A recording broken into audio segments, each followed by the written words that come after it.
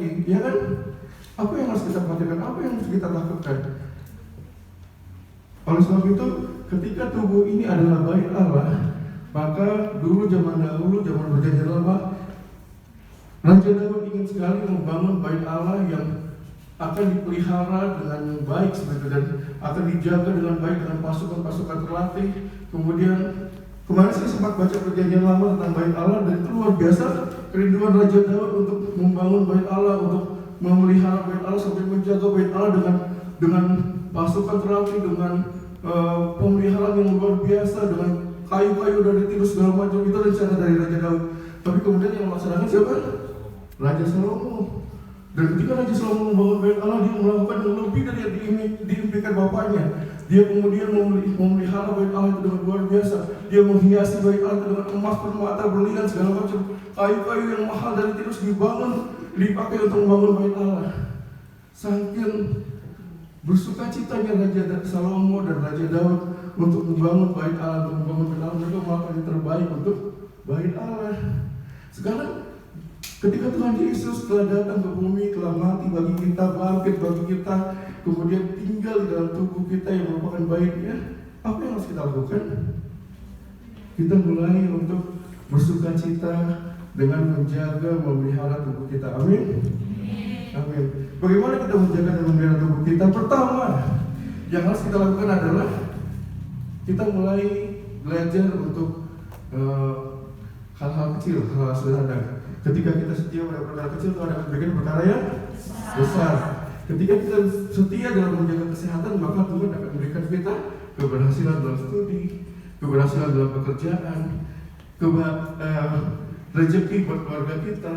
Kemudian Tuhan akan memberikan banyak hal. Tapi kalau kita sakit, bisa nggak itu semua dilakukan? Bisa nggak kita ikut ujian kalau kita sakit? Bisa nggak? Bisa nggak kita bekerja kalau kita sakit? Bisa nggak kita menolong keluarga kita kalau kita sakit? Bisa nggak? Nggak bisa. Nggak mungkin kita bisa menolong, nggak mungkin kita bisa mau membuat sesuatu ketika kita lagi sakit. Kita kan sulit sekali gitu.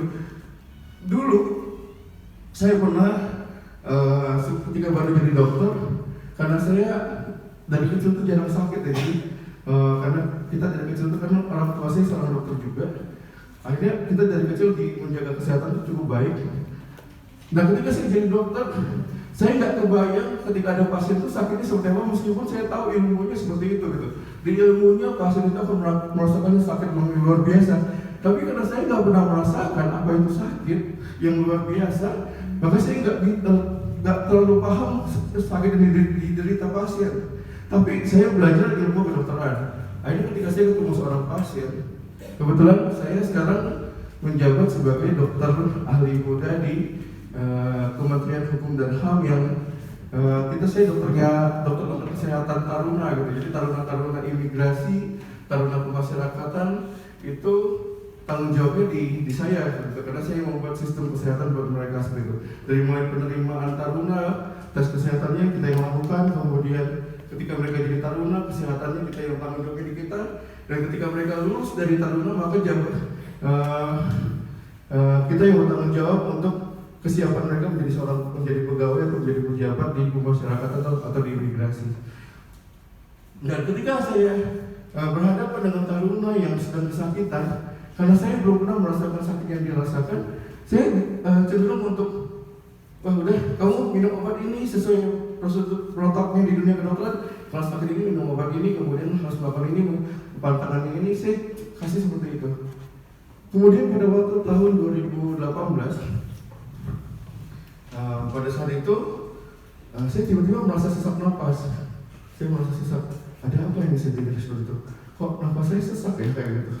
Terus kemudian dada saya mulai terasa nyeri. Kemudian saya mulai merasakan kok rasanya makin nyeri, makin sesak. Akhirnya saya ronsen. Dari hasil ronsen, biasa aja di ronsen. Tapi kok nggak sembuh ya? Udah minum obat ini, udah minum obat itu, nggak sembuh juga. Akhirnya saya CT scan. Ketika saya CT scan, saya melihat ada masalah dalam tubuh saya. Jadi antara dada dan perut kita kan Tuhan menyediakan tembok yang namanya diafragma. Pada tahu ya diafragma ya? Diafragma itu tembok antara dada dan perut, sehingga jantung dan paru-paru tidak ditekan oleh usus dan lambung seperti itu. Jadi supaya usus dan lambung tidak menekan jantung dan paru-paru, maka Tuhan menciptakan diafragma di antara dada dan perut. Kemudian ternyata diafragma saya itu di CT scan itu sudah bolong, sudah ada kayak seperti lubang, namanya defek loh, yang dokter bilang defek. Ada lubang sehingga lambung itu naik ke atas. Lambung naik ke atas sehingga paru-paru saya seperempat paru-paru saya sudah nggak, katanya kata dokternya sudah nggak berfungsi. Jadi saya hanya mempunyai 3/4 paru-paru seperti itu. Karena katakan sama lambung dan usus yang naik ke atas, yang dari yang defeknya itu. Dan itu rasanya sakit banget, luar biasa sakit banget seperti itu. Oh Tuhan, ini gimana sakit banget Tuhan gitu, rasanya seperti itu. Tapi kemudian saya belajar, oh ternyata sakit yang luar biasa itu seperti itu gitu. Jadi ketika kita merasakan dari mulai sakit ringan, sakit sedang sampai sakit luar biasa, itu bahkan ketika saya merasakan sakit itu duduk saja susah, kemudian berdiri aja susah, kemudian duduk aja susah, apalagi mau pergi ke kantor. Apalagi saya juga selain bekerja sebagai PNS, saya juga mengajar di beberapa tempat, kemudian juga saya praktek di beberapa tempat. Susah sekali gitu seperti itu. Mau keluar rumah aja susah sekali gitu. Jadi nggak ada yang saya kerjakan pada saat itu. Kemudian saya pelajari kenapa saya bisa punya defek seperti itu, kenapa saya punya lubang seperti itu, kenapa bisa sampai diafragma saya malah dibesarkan. Ternyata karena saya dulu waktu kuliah ya, saya sekurus kalian loh. Ada yang percaya? Nggak ada yang percaya ya? Jadi dulu saya itu kurus sekali, tapi kemudian karena saya nggak menjaga pola makan, kemudian saya nggak berolahraga. Dulu waktu SMA saya rajin olahraga, kuliah rajin olahraga. Tapi kemudian saya nggak menjaga itu, dan akhirnya makin gemuk, dan kemudian ketika saya nggak menjaga makanan, saya sering buang air besar juga terganggu, dan akhirnya terjadilah lubang pada diafragma seperti itu. Terjadilah gangguan pada diafragma, dan itu membuat saya nggak bisa kerja, nggak bisa ngajar. Bahkan saya ini selain bekerja mengajar, saya juga kuliah S2 dan akan melanjutkan ke S3 juga. Itu susah sekali gitu. Mau kuliah nggak bisa, mau segala macam nggak bisa saya kerjakan. Hanya karena saya nggak menjaga pola hidup saya ketika saya udah lulus dari kuliah sebenarnya.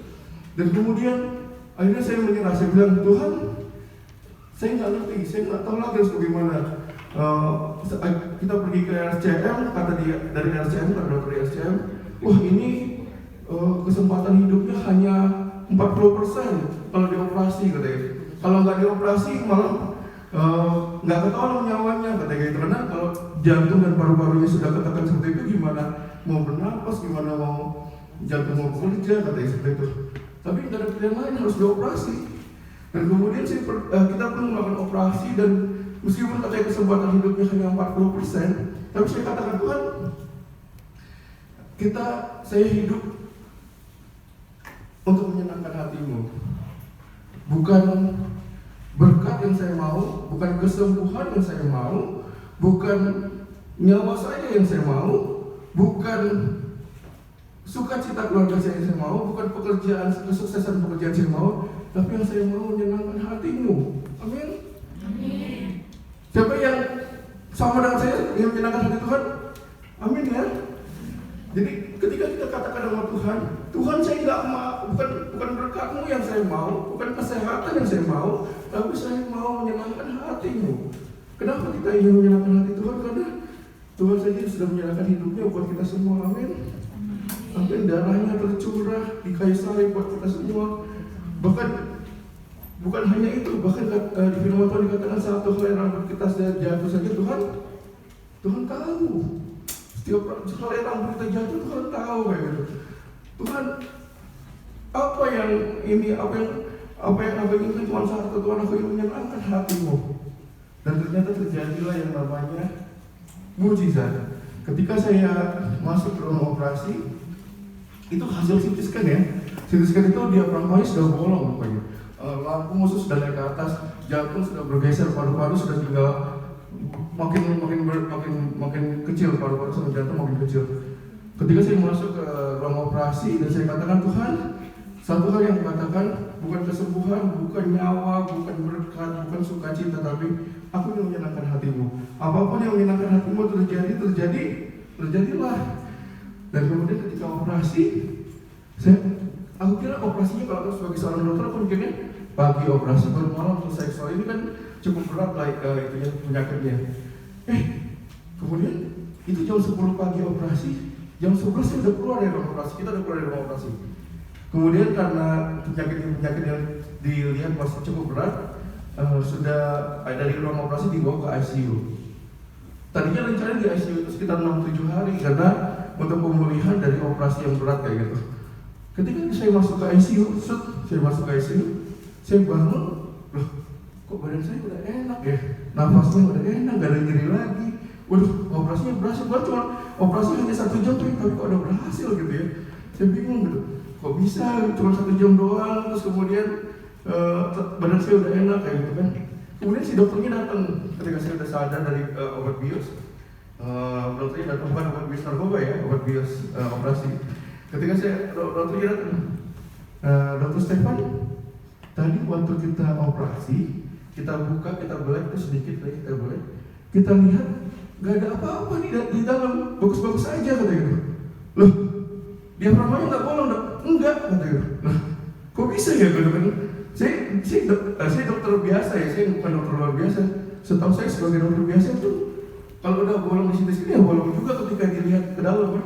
Ini nggak bolong, masih ketutup, diafragmanya masih ketutup begitu. Kemudian lambungnya masih di bawah.